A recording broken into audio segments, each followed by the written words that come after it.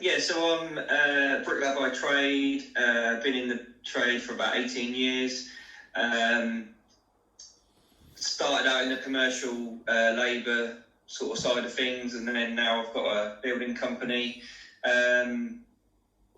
doing new build developments, refurbs, extensions, stuff like that. So yeah, things are busy at the minute. Material-wise, things are sort of back to where they were. I think pretty much. So you can get a bag of plaster if you want for less than 50 quid. Yeah, I don't see around here. The plaster situation's kind of nearly sorted. But I mean, I have heard on the WhatsApp people are struggling still to get it. So it might be just select areas at the minute. But I think within the next couple of months. But then a lot of the big sites aren't back yet around here. So maybe when they come back, it will be a little bit of a nightmare. But I mean, it seems okay. Yeah, it's a whole different place to the first one of these you did for me, when you couldn't get materials and a couple of the suppliers were just reopening and nobody could get everything and staff weren't working because everyone was scared. So where are we now? That concept, within that type of side of things. Well, yeah, I think labour will come down a little bit now, but I use the same teams all the time, so I'm sort of just paying them what I normally do. But yeah, everyone's work. I mean, I'm even getting 2 or 3 trades in at the same time, but obviously having some upstairs working like electricians and that, and then the painter's sort of been upstairs and then he's gone down. Do you know what I mean? They're swapping around. So as regards to that. And then I've got ground workers and that outside. So it's kind of back to normal, really, with labour, materials, jobs. I mean, the first 2 weeks I went back, I had loads of quotes to do, just manic with quoting for some reason, whether that's people that have been at home and, realising they need to do this, that and the other to the house, I suppose. But yeah, I think I've done about 7 quotes in the first week that I went back, or the first couple of weeks I went back, which is really unusual. Really, I don't have that many in that short period. But yeah, so if I can get a couple of them, then it's good. But yeah, things are pretty much back to normal. And have you been out shopping for deals? Yes, I have. I was a little bit. I got one accepted at 208, and I was a little bit dubious whether, I said on one of your other webinars, whether if I pay for the valuation when I get the bridging done, whether that would come back at 208. So I went in under that, and they've said no. So I've said that I'll leave it for a minute because I just don't, because I've had a valuation locally already, and they valued it at 210, which is it's a 3-bed detached bungalow with a garage and that, which I think they've undervalued that a little bit, to be honest with you. Mm-hmm.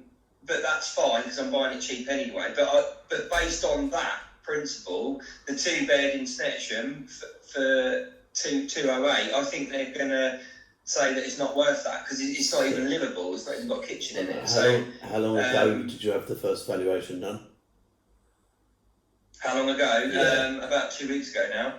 Okay, so I think that was the point where it started getting busy, and I think now surveyors are going to be a bit less cautious because they were all being very cautious in case the market dropped, but now they've seen over the last few weeks how busy it is.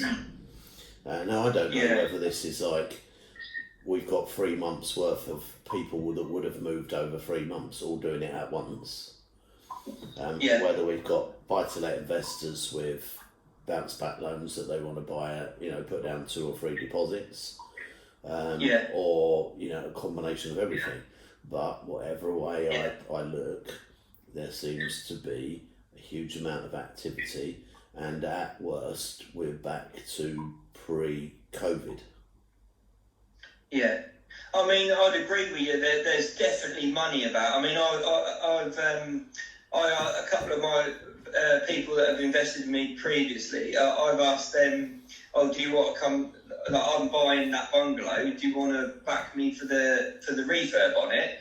So and they've agreed to it. So then I've still got quite a chunk of money to go and buy something else now, with, you know, in the area. So, and that was because basically he's got a bounce back loan. He's got 50 grand. Plus he's got 20 grand saved up. So, you know, they're happy to do a little deal like that because they're gonna do well out of it. And it's like you say, they're only paying 2.5%, aren't they? So, yeah, that'll pay for the first year's payments if you know. Yeah, exactly. Yeah. So there is money out there, and there's people wanting extensions and stuff like that. So, and they're not small jobs either. So definitely about. I'm hearing all sorts of things like people buying motorbikes and people buying cars. Yeah. Go on, share with everybody. Yeah. Yeah. Go on. Do you want to share what you've bought with everybody? Oh yeah. So basically, I have been. Basically, it's been a picture above my bed at night of all the different things that I'm doing on my 5-year plan. And this year, part of my 5-year plan was to get a decent car, not like my absolute dream car, but you know, like treat myself to something. So yeah, and I've managed to get myself a good deal on a Bentley Continental flying spare. So and I love it. It's brilliant. Best thing I did, really. It's starting to reap the rewards of what the property business. Okay. So, anything else you can think relevant before I start asking people to ask you questions, you know, about building and about anything property-wise that you want to ask Ben as a builder. Anything you want to do, ask questions like that, please feel free to type them in the question box, and I'll go through them with Ben, and we'll get as many questions answered as possible.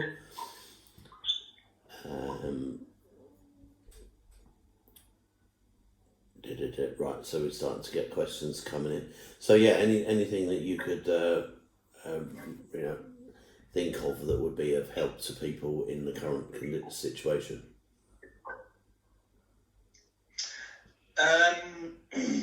As regards to what building? Yeah, I mean, from your perspective, if you buy you build a house from scratch, you do refurbs. What margin are you looking for when you do a refurb? And what margin are you expecting to make when you build a house off the block and you bought the block? Yeah, so basically, around here, you sort of want to be. I mean, it used to be a third. So a third for the plot, a third for the build, and a third for the profit. But that's sometimes a bit tight to get the land for a third. But it all depends on what it is really, whether it's someone's side garden or if it's already got planning. The trouble is you can't pay too much for land, and that's what I've still made profits in the past, but it's sometimes I paid a little bit more than what I should have done. So it's just knowing your costings really, and working out what things cost, because you can soon run away with you really, and you always go over budget. You've always got to allow a little bit, because it doesn't matter whether you're experienced or not, you always tend to go over a little bit, and something costs more than what you think. So is that because you decide don't overstretch yourself really? Is that because you decide to change things mid-project and move walls or do something different? Yeah, sometimes, or you think that the layout would be different, a slightly different way, and then once you've got it built, you sort of think, well, yeah,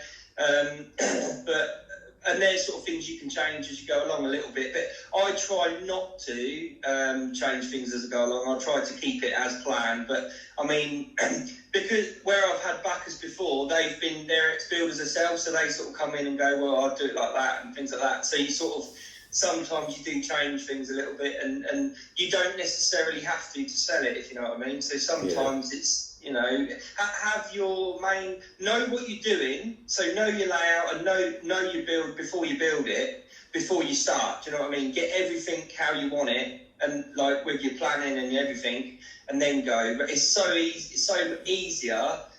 It's so much easier to get everything how you want it and know what you want, and then go, right, that's what I want, go and build it, rather than keep changing things.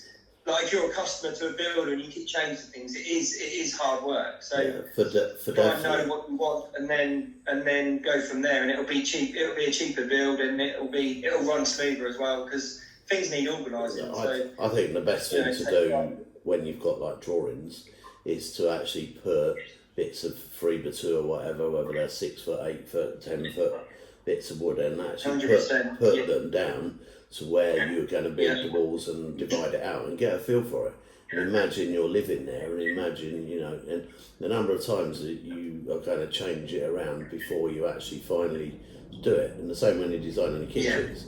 And you know, you've got to bear in mind the ergonomics of it, i.e. the relationship between man and machine, so that it flows. You know, and you've got your triangles done and all that stuff. So, get it right before you start, and it's so much smoother then. For definite. Okay. Yeah.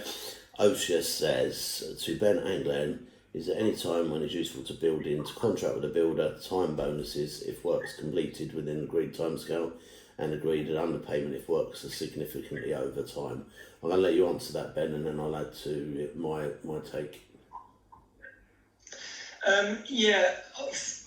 From a builder's point of view, sometimes that works, but I'm fairly quick anyway. I'll get in, I'll get done, but I don't like pressure. I don't like people like pushing me to get done quicker than what it will take, because then you just end up.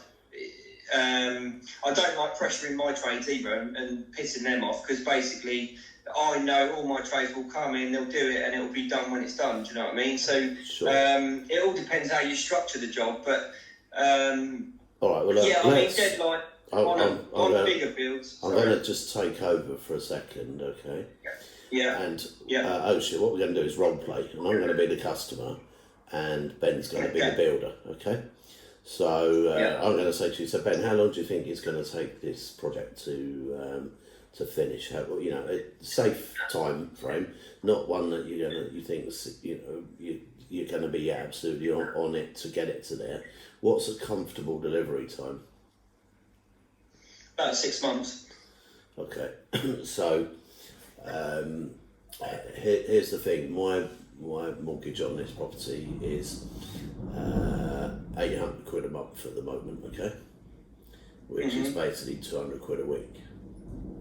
So I'm more than happy if you can bring it in a week early, 2 weeks early, to pay you £200 extra per week you bring it in early. How does that sound? Yeah, sounds good. We'll do our best. Okay. Now, if we're going to do that, I'd like it to be reciprocated at the other end. So each if you are a week late, that you knock 200 quid off the price. Because actually, my mortgage is going to cost me that too, to carry it. Yeah, that's fair enough. As long as you don't bang loads of extras on, Glenn, and make me do it in the timescale. No, look, if we agree any extras, because sometimes there is, we'll agree to extend, in a fair way. Yeah, no, that's cool. That's fine. Okay. So that's basically been how I do it. Yeah, that's fair enough. And I establish a discount and offer them a bonus for any time coming in, and then I ask them to be reciprocated at the end.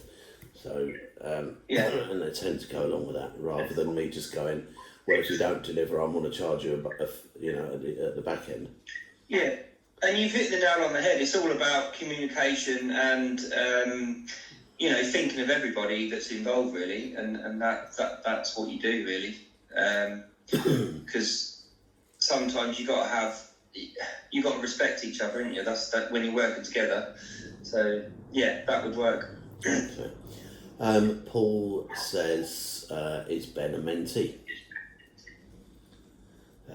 Yes, Ben is a mentee. He joined us, I think, in about January, it was.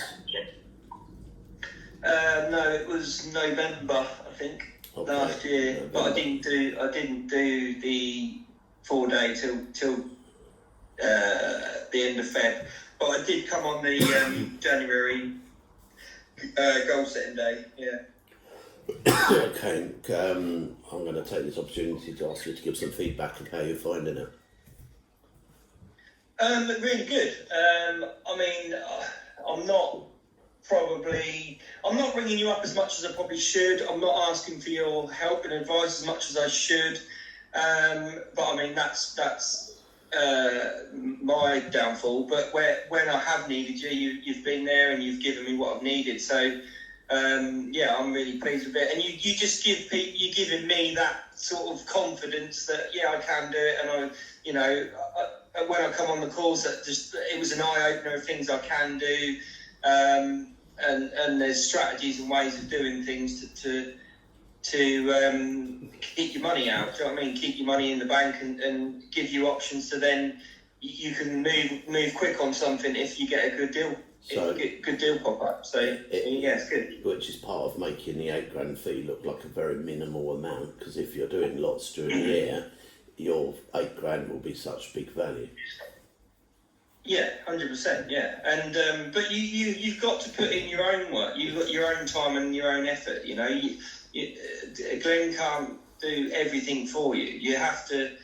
You ring him when you need him, and he'll ring you back, or you'll go through something with me. If I'm stressed or worried about something, you'll go through it with me or whatever, and then it just gives you that sort of backup that you're doing the right thing. Or if you stop someone buying 3 different deals that they was going to lose money on, straight away that you've saved them £8,000, although you haven't gone and bought a deal yet, for example, but you've saved them from losing money. So that on its own is a massive help to a company, isn't it? Do you know what I mean? So do that again and again and again, because so many people would have bought something.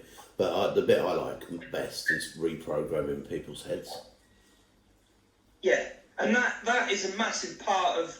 I see so many people that have got that they could go and do it and they just haven't, and that was me. I was that person, People said to me that I haven't seen for 10 years. They go, bloody hell, I thought you'd be like running your own business, blah blah blah. Like when I was about 10 years ago, they thought I'd be some sort of big business by now, because I was like I am now.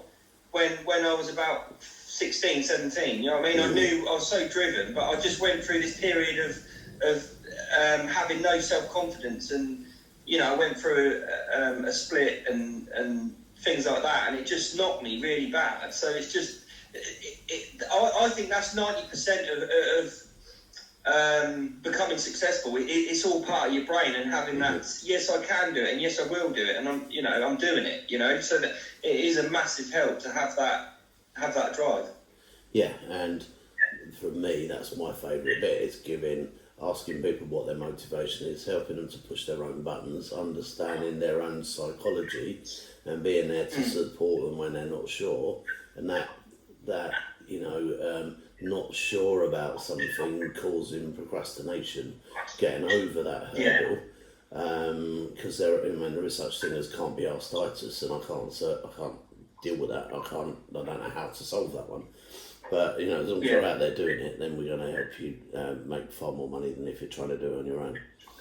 And also what I would say is the massive thing that I learned on the January thing was like, know what you want. What do you want? What do you want in life? Do you know what I mean? And then work towards them goals to what you want. Whereas before, when I was younger, it was just like, I just want to be a millionaire. But it's like, what do you want? Why do you want that? Do you know what I mean? Yeah. So now it's not like I want loads of money. It's like I want time with my kids. I want a nice car. I want to go on a holiday. I want to get married and stuff like that. So it's stuff. So then you've got them goals set out, and you've realistically set them in timescales that they need to succeed on them, and that's something that I've struggled with.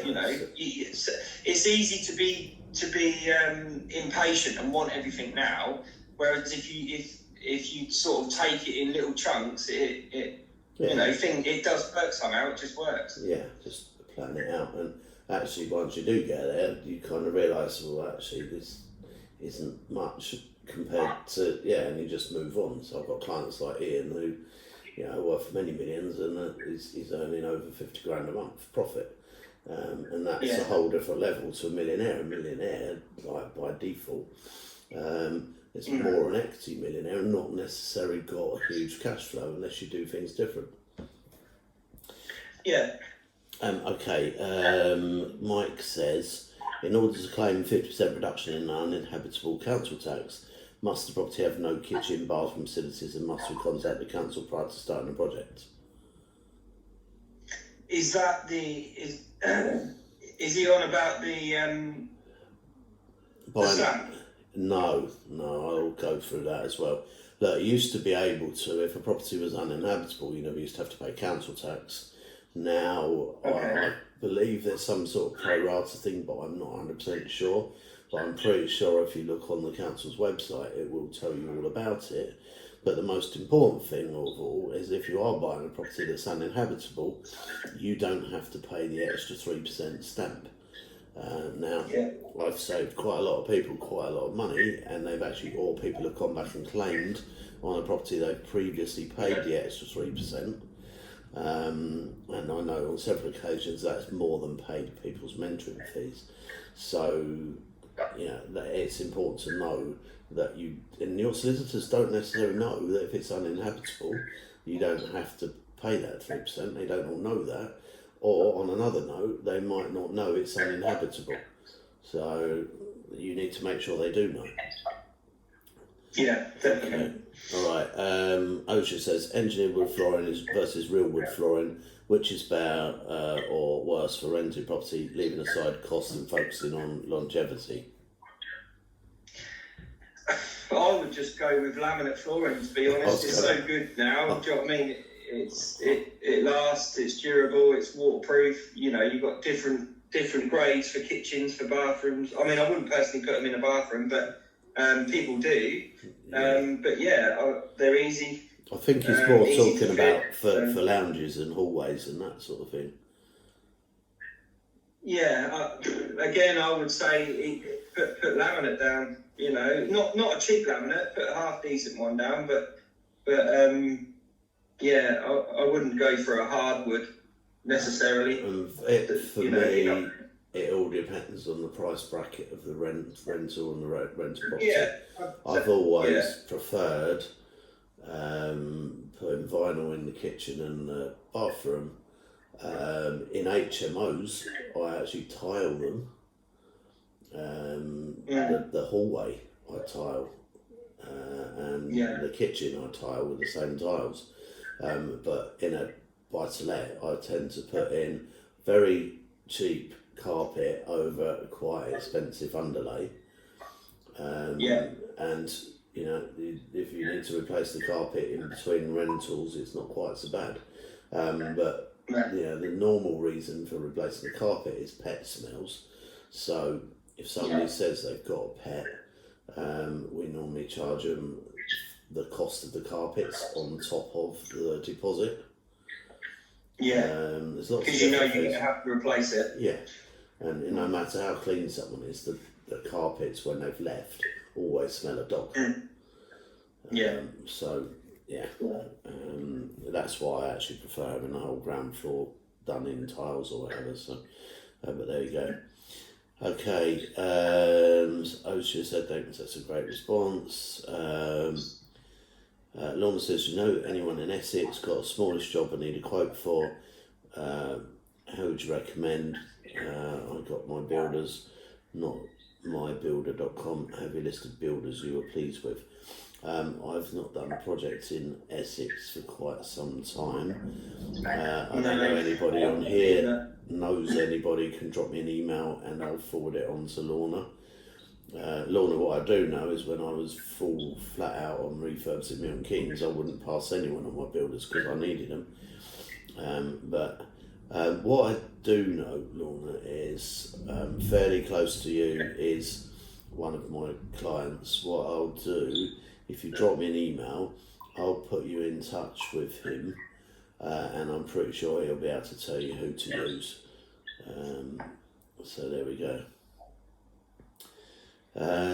Mohammed says, how is the vendor finance work? does it have to be relative or anybody can do it? If you answered, I'd really appreciate it. Okay, so vendor finance works normally in high yield properties, and you actually get the vendor to, reinvest into your company that buys it. And when they reinvest in the property, you can then recapture your deposit, so you're into it for nothing, and then you pay them out of cash flow. The rental income needs to be sufficient to pay the bank, to give you a profit, and pay them back and the running costs of the property.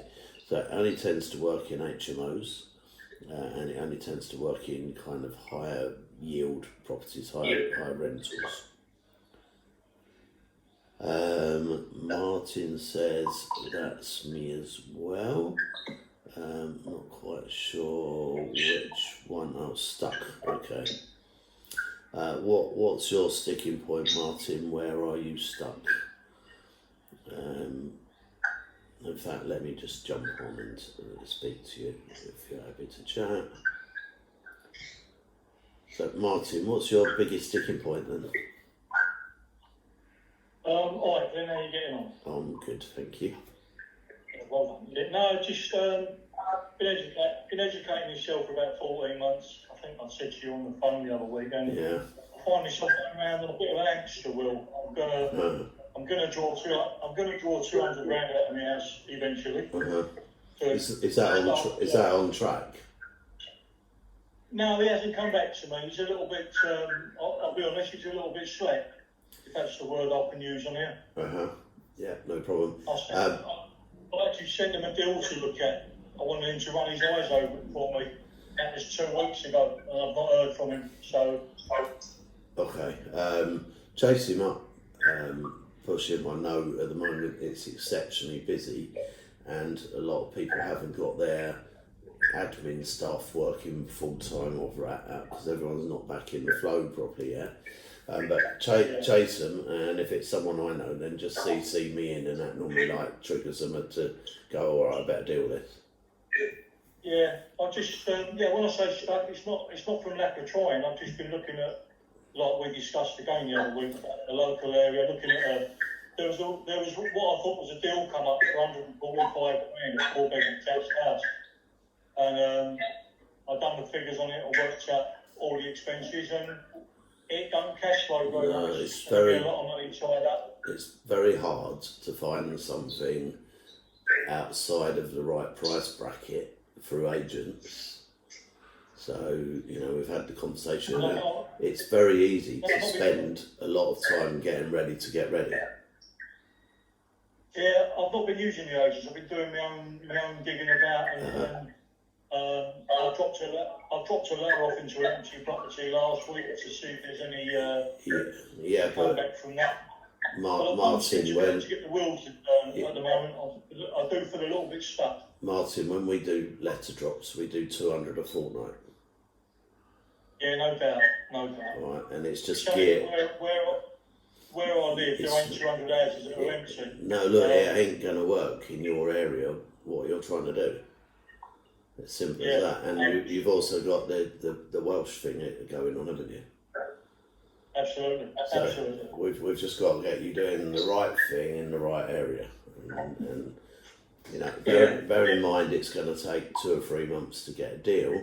Sometimes it's better just to get going now, so that by the time your money is through, you've got something to use it on. Yeah. I just I went on a development webinar this weekend, a whole weekend on it, looking at developments. Trying to have a look at that situation. Yeah. But it seems like some of these Facebook groups you go in, it seems like the ones that are doing it, and if you're coming in from a standing position of, I haven't told anybody that I've got that amount of money to invest eventually. Yeah. Only yourself and a few people on here now that know. But unless you're in it and you've got 3 or 4 developments, nobody really wants to sort of get to talk to you. Yeah. I found a thing yesterday for development. You laugh at the figures, 175 grand, a 1.96 acre site with the chance to build 19 houses on it, 3-bed dormer bungalows, comes with consent. And I have mentioned that to a fellow on a webinar yesterday, and not heard from him. And he was supposed to come back, and that's the point I'm trying to make. Well, look, you think you're making progress. Let's start. Yeah, you think you're making progress, but they're not really. Right.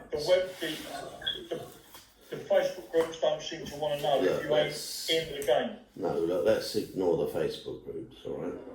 And let's look at that deal, because if there's a deal, there's always the money, okay? And the chances are, if that's a deal, the money's in the room today, now, yeah?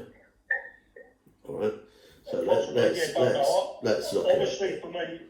for me, Ben, I've not done no developing. I'm not at that stage. But when I saw it come up, but Martin, it's all about the numbers, because if I wanted to invest in you, and it's your first project, and it's something like that, I'd just make sure you've got the right professionals around you. Yeah. All right. So, you'd be like, you get someone like Ben working with you because it's a good project, or you find, a quantity surveyor who's kind of run the project. So let's look at it. So Ben, 19 properties, yeah?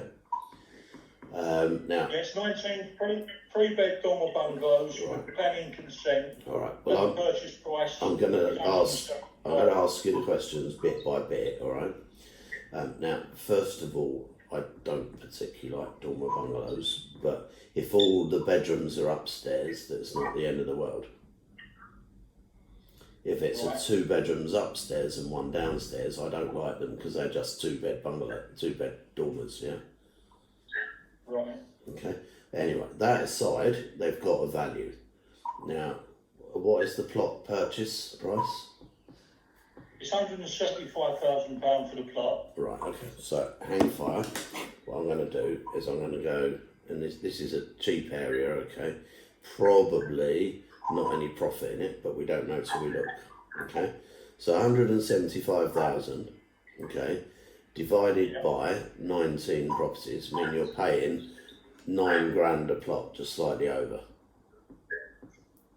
Okay, so that tells me that this is going to be like very, very tight. Now, Ben, when it comes to square foot for bungalow, I know it's quite a lot dearer, but a dormer bungalow is slightly dearer than a house to build square foot. What would you allow extra for a dormer bungalow? Per square foot, if you said 160, 170? Sorry? 160, 170? Yeah, you'd normally say 150, so if you said 170, that would be conservative, that would be about right. Okay, alright. It was a lucky guess. Right, so Martin, what is the selling price of the properties? I haven't spoken to an agent, but I'm guessing there'll probably be somewhere around 225 to 235, something like that, for the area. So 220, okay. Yeah. Okay, right. Now, it now depends on the square footage of each of them as to the build cost. So do you know what size dormers they are? I don't. Then I've only got the information. All right. Well, off of a website. If you're trying to raise money anywhere for anything, they're going to want to know all this. Okay. So you've got to have that at fingertips, yeah. Yeah, I haven't gone to that stage yet. All right. Well, look, I'm going to guess. All right. And I'm going to guess at 1,100 square foot. Okay. Right. Now, it may be that they're 900 square foot, but I'm going to guess 1,100 square foot. Okay. What's a typical 3-bed sell for in that area? What area is it? It's a village between Carmarthen and where I live. Okay, so is it me that's gone, or is it you, Glenn?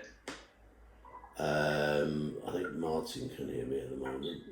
I can hear it.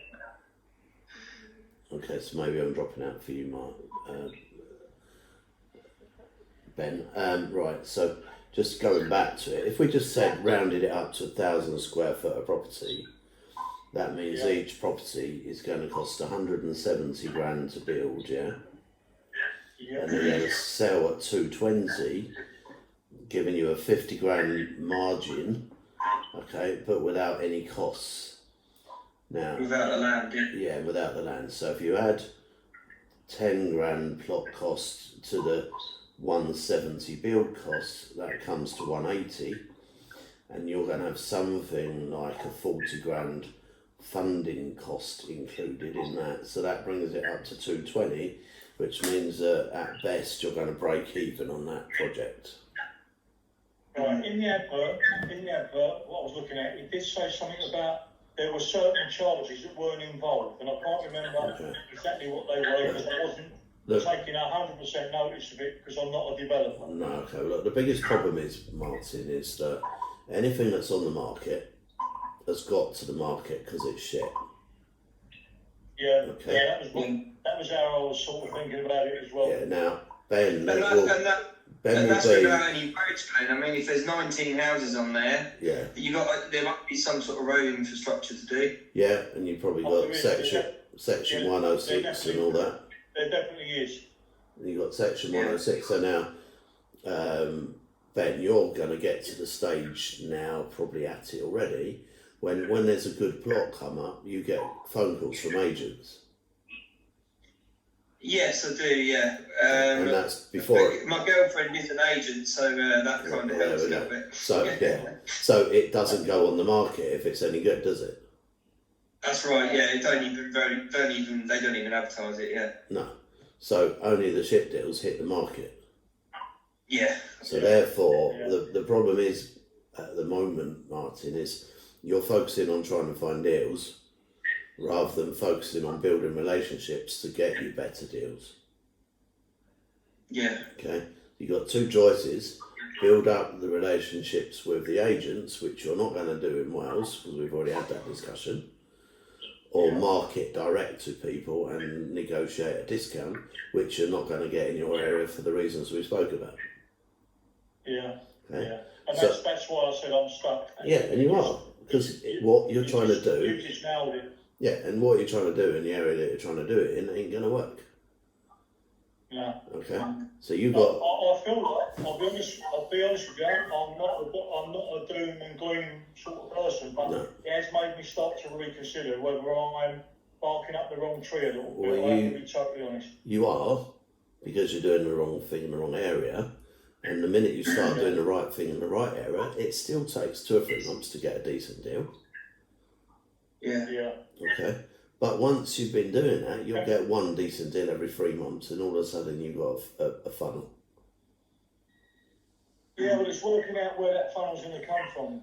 Well, that's... I have the time on my hands. I'm retired here in Wales. I'm 57. Yeah, but you're wasting your time looking in that area. And we had the conversation about where potentially you could be looking. And if you're I've not... done that as well. Okay, so I haven't spent the time and gone up north and done the week everywhere. I haven't done that. Right, well that's what will give you the deals.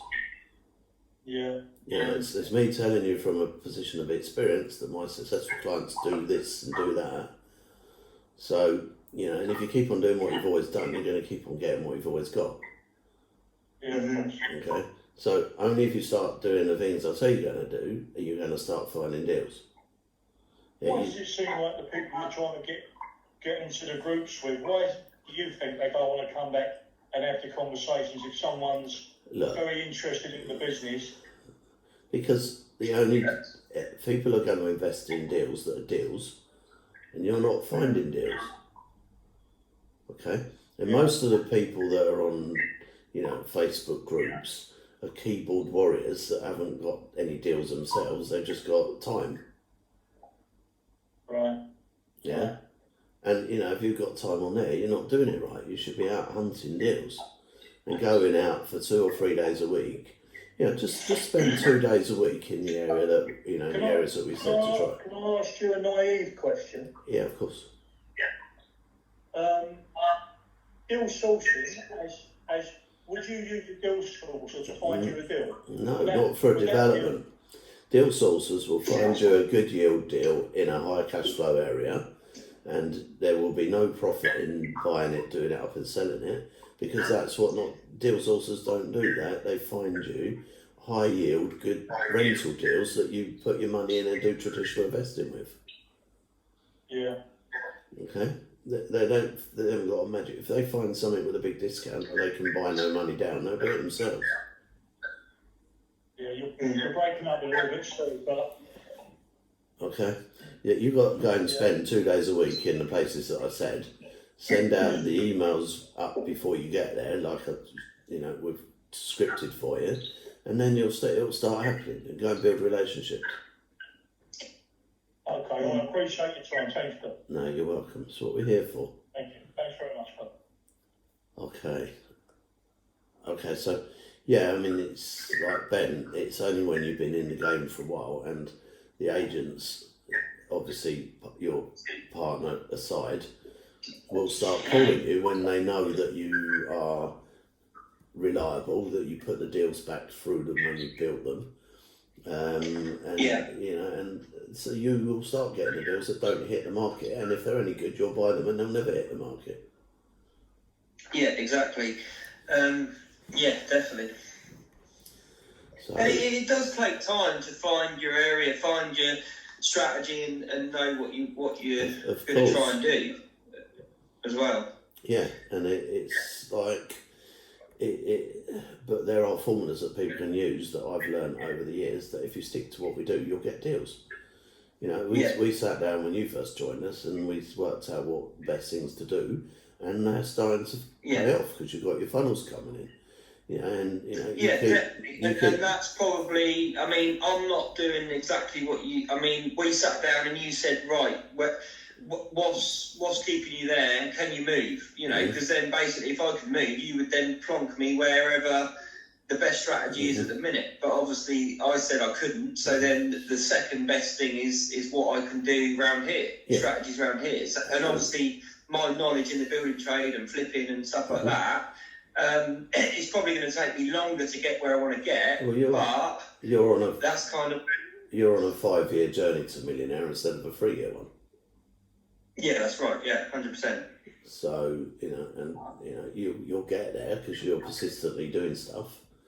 But you are restricted to what you can do in profitable deals, because each of your deals you might make 50 grand or 60 grand on your deal, but most of them are going to be 30-40 grand. That's right. And whereas if you wanted to go somewhere else, you can make 150, 250, 300 grand a go. Yeah. But we work with what we've got to work with, and that's why I ask the questions I ask normally. But you also know your cookies when it comes to what you do. So. Okay, so Martin said he's educating myself at the time. Martin, it's time to go and get on with it rather than getting ready to get ready. So Eric says, what would it cost to build a 2-story extension in a garden on the side plot, and how long will it take? Okay, 2-story extension, before you start fitting everything out, it's probably going to be somewhere between £80 and £100 a square foot, and then you've got to put your room into it, if that makes sense. That I don't know, what would you charge for a 2-story 600 square foot extension? Yeah, I would say about that. I mean, it depends how far. If you're doing the whole lot and there's no kitchen in it and bathrooms and stuff like that, so bump it up. Yeah, between 100, 130 square foot. Quite easily it'll gobble that up. But the shell can be done for £100 a square foot.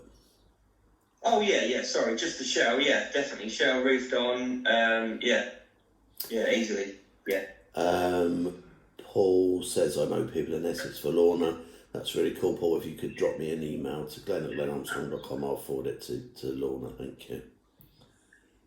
Right, Yogan's saying there's a lot of the sound as if somebody's unmuted, but I'm pretty sure that there's only Ben and I. We've got quite a lot of people on here tonight, but it's only Ben. Yeah, I can't see anyone else. It's only Ben and I who's unmuted. Maybe Ben's got a party going on in the background. Eric says, if you JV with a vendor, what would be the earliest stage time that you'll be able to split title and start building on the side plot of your own? That's a bit of a confusing question, but normally if you're doing some sort of JV with a vendor or a delayed completion, you're going to have to get planning, then build it, and then maybe title split it on when you sell it on the same day as you sell it. So you get it ready to title split. I think you've had one where we've gone through that, haven't we? Yeah, I mean, that one I'm buying at the minute, that's been, obviously that'll be title split as I buy it, because the lady's keeping the plot on the side and I'm building her house, so yeah, that'll be title split by completion, won't it? Yeah, exactly. So, yeah. Mike says, don't wish to take time on this call. Are you free at some point tomorrow for a chat regarding the email sent you? Mike, I'm absolutely flat out at the moment. But yeah, drop me a text and I'll do my best to give you a call. Actually, tomorrow, Mike, I'm going to Leeds to evaluate 2 deals for one of my clients, or my private clients. So 9ish in the morning you'll get me, or if you drop me a text, I can tell you what time roughly I'll be heading back, but I'll be in the car for about 2.5 hours. Gareth said, Seal, community infrastructure levy in section 106, not 206, to add that deal, particularly in that part of the world. Yep, thanks Gareth, yeah. So, yeah, when we was talking about the 19 properties, quite often in the lower value areas you can negotiate your way out of that because there's no properties being built in the area, and you could probably negotiate to put in a little children's playground or something like that, or a bus stop somewhere. Right, Cynthia, and we're going to wind up in a minute because we've got the last couple of questions to answer. How do I work out our build cost on the development? My funder wants to know. Well, that's, Cynthia, is not meaning to be a bit harsh, but if hopefully your funder's probably a family member. But if a funder said to somebody, what's your development cost, and you didn't know, I don't think they'd be a funder for much longer. It's because if you don't know your shit, why are they going to invest in you?